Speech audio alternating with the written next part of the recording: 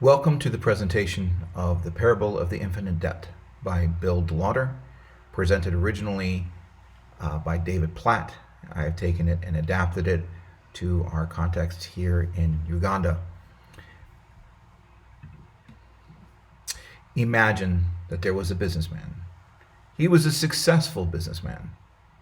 He was so successful he was even able to grow his business into the Matatu business.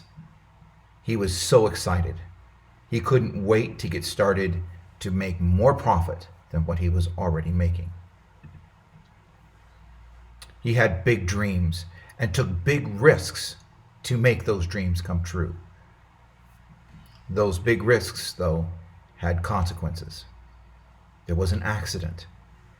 Running a red light, he hit another car. The accident was awful, horrible, and somebody died in the accident. The man was arrested and taken to court. At the court case, the man was found guilty of a debt that needed to be repaid for the loss of life to the man's family. So then the big question was, what was the man's life worth? Could we put a monetary value to a man's life? Well, we all agree that life is something that we cannot put any monetary value to. Something must be paid to someone that is owed in such a case. What if the man was a beggar? I imagine an amount would be reached where it would hurt the man who was driving the matatu or his business. May even involve a small jail time. I don't imagine it would be ultimately life-altering for him, though. But what if it was an average man? What if the man who was hit was just an average man on the street? Would the monetary value that would need to be repaid for the debt be higher or lower than the beggar?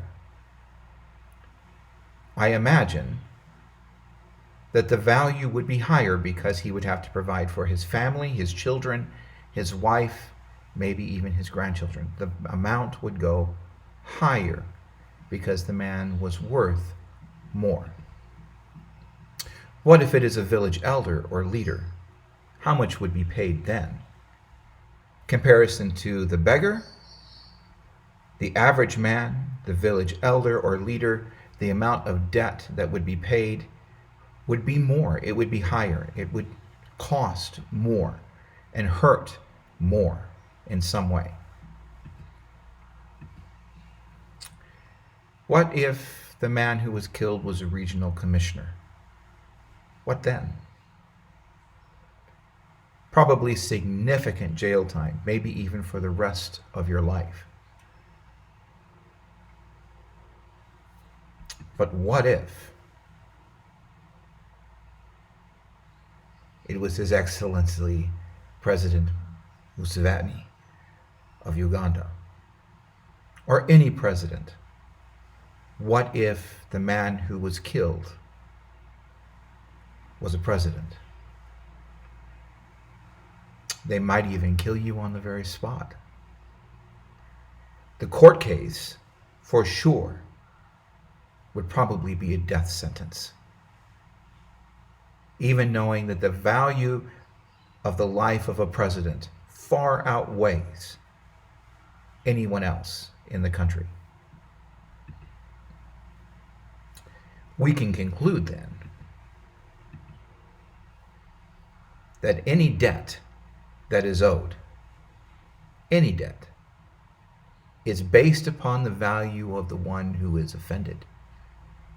But what if there is an infinite God? What if we offend him? What then do we owe him? How much is our debt? What is the debt to someone who is infinite? Quite simply, it is an infinite debt. Who can then pay an infinite debt? Any debt against the infinite God is and requires an infinite repayment. Who can pay this debt?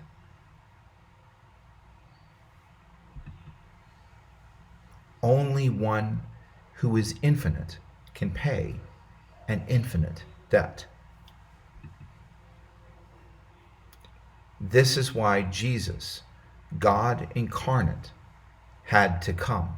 This is why God had to take on flesh and become like us.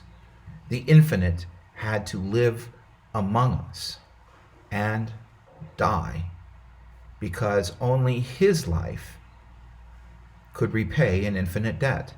Jesus is the only person ever born who had no beginning. He had no end. He has no end. Only Jesus can pay the infinite debt. Only Jesus can pay our infinite debt. We have offended God. We owe him a debt.